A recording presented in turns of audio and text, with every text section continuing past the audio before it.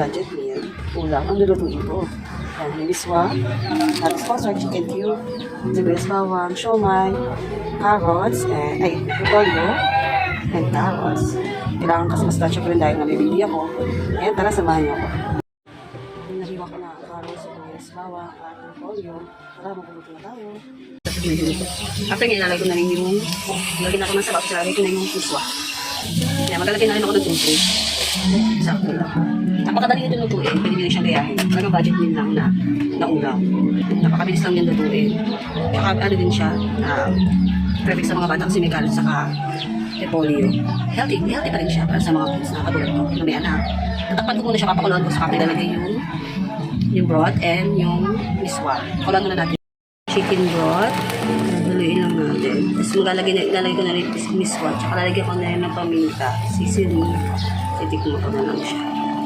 Ilalagay ko na rin yung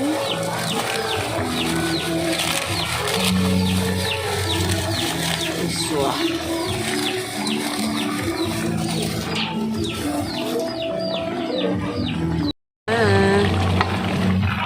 Nalagay ko na yung miswa na nasip-sip na siya. Kaya naglagay na ako ng konti ng tubig. Budget meal lang talaga siya. Mabilis siyang lutuin. Tsaka healthy pa para sa mga kids.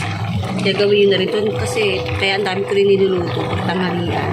Kapag danin hanggang hapunan. Dahil napakahirap mag-isip sa araw-araw ng ulam. Diba? Alam ko na maraming makakarelate yung mga mami katulad ko. Kaya siya naging pansin. Kaya dagdagan ko na ng onti ng sabaw mamaya. Kasi baka sumisip pa siya dahil sa